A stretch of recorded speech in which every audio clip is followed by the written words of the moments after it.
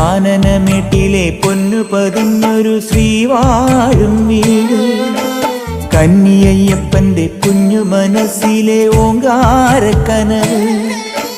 നാമം ജപിക്കുമെൻ ആത്മാവിലായിരം കർപ്പൂരത്തെളിവ്, നാദവേദങ്ങളൻ നാവിൽ തുളുമ്പുന്നതയ്യാനിൻ കനവ്.